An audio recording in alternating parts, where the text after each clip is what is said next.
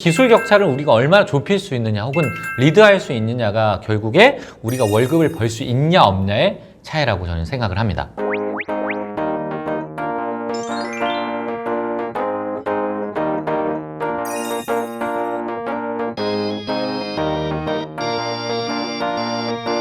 네, 안녕하세요. 광종 삼촌입니다. 부업 영상을 보신 분들은 이런 생각을 하시겠죠. 난 부업으로 만족하지 않는다. 저도 만족하지 않습니다. 우리는 더 많은 걸 벌어야 되니까요. 이제 월급 벌 수 있는 구조에 대한 얘기들을 할 텐데요. 물론 월급의 기준은 다 다릅니다. 어떤 분은 200만 원, 어떤 분은 300만 원, 어떤 분은 400만 원, 어떤 분은 그 이상을 얘기할 수도 모르겠는데요. 제가 지금 드리는 얘기는 제 경험상으로 300에서 500 정도의 구조를 말씀드리려고 합니다. 제 후배 얘기를 계속 하는데요. 제 후배도 이 영상을 보고 있겠죠? 미안하다. 네 얘기를 계속해서 미안하다. 하지만 어쩔 수 없다.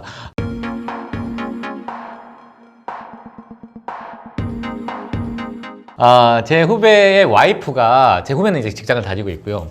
제 후배 와이프가 무역회사, 중국 무역회사를 다니고 그 무역회사는 이제 중국의 식품을 수입해서 한국에 유통하는 회사에 다닌다고 합니다. 근데 최근에 급격하게 많이 수입이 는 게 흑마늘이라고 하더라고요. 아마 유튜브 영상을 보고 계시는 40대, 50대들은 아마 이게 인기 있다는 걸 아마 몸으로 이미 느끼고 계실 것 같은데요. 이 흑마늘의 수입이 워낙 많아지다 보니까 이제 제 후배가 생각이 들었던 거죠. 이 흑마늘을 수입해서, 직접 수입해서 온라인으로 유통을 해야겠다. 그리고 저한테 물어서 그 노하우를 받아가지고 유통을 해야겠다. 이런 생각이 들었던 거죠.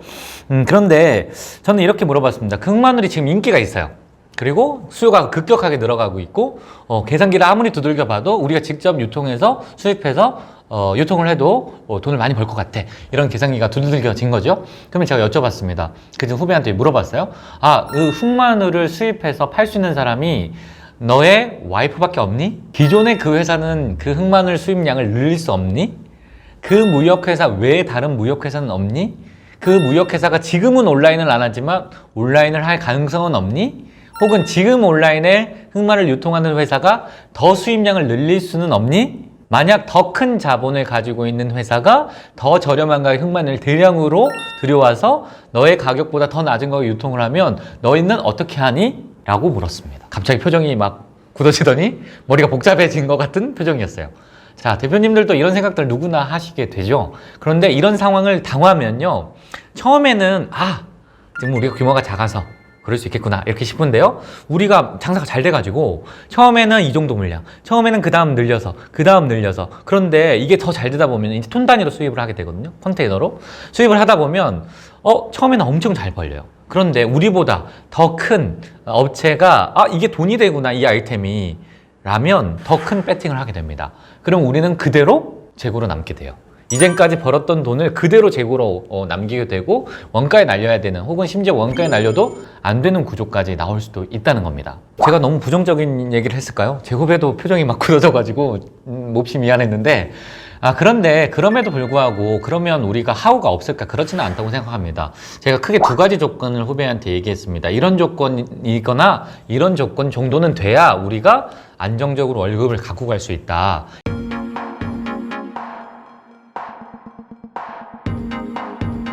두 가지 포인트의 첫 번째는 뭐냐면 독점입니다.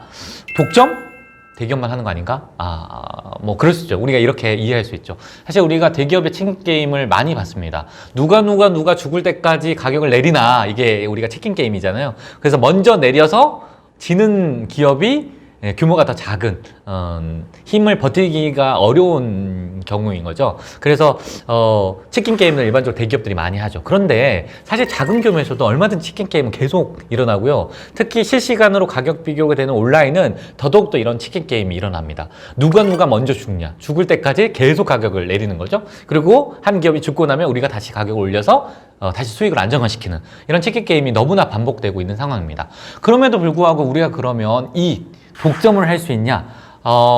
엄청 큰 아이템, 이건 대기업도 건드리는 아이템이면 우리는 독점을 하지 못하죠. 그런데 너무 매출이 작아서 건드리지 않는, 큰 회사는 건드리면 오히려 손해가 나는 이런 아이템들은 개인도 독점을 할 수 있습니다. 가령 늘 제가 예를 들 때 많이 드는 손톱깎이, 체온계, 있잖아요. 아기들 많이 재잖아요. 체온계, 그다음 미니 저울, 그 다음에 와사비 뿌리 뭐 이런 거 있잖아요. 이게 너무나 매출 규모가 작아서 큰 손들은 건드리지 않는 아이들.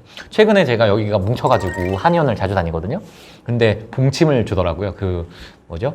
그 벌레 침을 이렇게 쏘게 하는 봉침을 주시더라고요. 그래서 제가 와 갑자기 드는 생각이 봉침도 인터넷에서 팔까? 이런 생각이 들었습니다. 그래서 쳐봤더니 봉침을 팔더라고요. 그러니까 살아있는 벌 100마리를 얼마 이렇게 팔더라고요. 그런데 이거를 그 누가 생각했겠습니까? 그리고 큰 기업이 봉침을 팔까요? 그렇지 않거든요.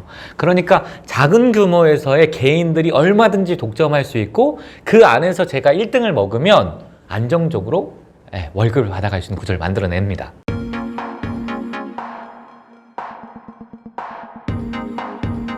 두 번째 포인트는 기술 격차입니다. 기술 격차. 이 단어를 언젠가 들어보신 것 같죠? 예전에 삼성전자 권오현 회장의 초격차 이런 책이 있었던 것 같은데요. 그런 단어들을 우리가 많이 들었습니다. 그런데 뭐 삼성처럼 이런 대기업이 핸드폰을 가지고 뭐 선두그룹과 후발주자가 뭐 2년 차이가 난다, 5년 차이가 난다. 뭐 한국의 태양광은 뭐 리더보다 10년 차이가 난다. 전기자동차는 뭐 5년 격차가 난다. 뭐 이런 기술 격차에 대한 얘기를 많이 들으셨을 겁니다. 근데 이런 기술 격차의 얘기가 마치 대기업만의 싸움이라고 생각하는데 저는 그렇게 생각하지 않고 작은 규모에서도 얼마든지 기술 격차가 존재하거든요. 예를 들어보면 뭐 우리 여름에 매번 그 손선풍기 다들 하나씩 사신가요? 하나씩은 집에 다 갖고 계시죠? 근데 매년 업그레이드 되는 것도 알고 계십니까? 이렇게 6개월에서 1년 정도의 작은 규모의 기술 격차가 분명히 존재하고 있고요. 이 기업들은 여기서 먼저 자리를 잡으려고 조금씩이라도 계속 개선해 나갑니다. 기술이 개선되는 경우도 있고요. 아니면 기술 기능이 개선되는 경우도 있고, 디자인이 개선되는 경우도 있고, 배터리의 시간이 개선되는 경우도 있고, 어떻게든 조금씩 계속 기술이 혁신되고 있고요. 그 작은 격차 가지고도 같은 가격에서 고객들은 더 많은 가성비를 느끼기 때문에 결국 기술 혁신이 조금이라도 앞서 나가는 회사의 매출이 몰리는 구조가 온라인에서 동일하게 작동하고 있습니다.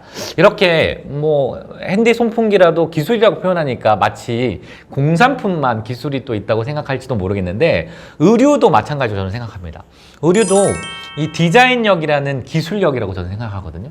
디자인은 창조의 영역이지만 일종의 기술이기도 하다고 생각을 합니다. 얼마나 빠르게 이 트렌디함을 적용할 거냐, 얼마나 빠르게 고객들이 원하는 디자인들 우리 상품에 넣을 거냐, 얼마나 빠르게 고객들이 원하는 핏을 우리 상품에 넣을 거냐가 결국 기술 격차이거든요. 그래서 상품을 막론하고 대기업뿐만 아니라 중기업도 혹은 창조물의 영역에서도 이런 기술 격차가 분명히 작동을 하고요.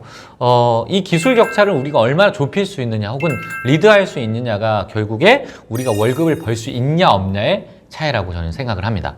작년에 나온 제 책에서도 상위 노출을 엄청 강조했는데요. 어떻게 하면 상위 노출할 수 있냐. 그런데 상위 노출은 엄밀히 말하면 상위 노출이 중요한 게 아니라요. 제가 오늘 지금 말씀드린 이 두 가지가 전제돼야지만 상위 노출이 의미가 있다고 저는 개인적으로 생각합니다. 기술 격차가 있거나 아니면 독점을 하지 못한 상황에서 아무리 상위 노출을 해도요 오래 가지 못합니다. 왜냐하면 고객들이 선택이 계속되지 않기 때문에 결국엔 상위 노출이 계속될 수 없는 구조를 가지고 있거든요. 그래서 적어도 이 두 가지 중에 한 가지 정도는 우리가 우위에 있어야 지속적으로 상품을 판매할 수 있고 내가 원하는 월급 규모, 안정적인 월급 규모를 만들 수 있다. 저는 개인적으로 이렇게 생각을 합니다. 이렇게 제가 지금 드리는 말씀이 너무나 쉬운 일이냐? 그렇지는 않다고 생각합니다. 인터넷 온라인 사업이 혹자는 너무 쉽게 마치 도박처럼 1,000원을 넣고 10,000원을 벌 수 있을 것처럼 얘기하지만요. 우리 오프라인 장사 하나만 하더라도 투자금이 어마어마하지요. 프랜차이즈 빵집 하나만 하더라도. 그런데 마치 온라인은 1,000원만 넣고도 10,000원을 벌 수 있는 그런 마법기계라고 생각한다는 것은 잘못된 거라고 생각합니다. 업력이 무시될 수 없고요. 경험이 무시될 수 없습니다. 그리고 얼마나 많이 고민됐는지에 대한 시간도 무시할 수 없다고 생각하고요. 이것이 저는 더 정직한 사업이라고 생각하고 오히려 운이 아니라 정확하게 숫자로 볼 수 있는 온라인 사업이 훨씬 더 정직한 사업이라고 저는 생각합니다. 제가 계속 이어갈 수 있도록 구독과 좋아요 부탁드립니다. Boom boom boom boom boom boom boom boom boom boom boom boom boom boom boom boom boom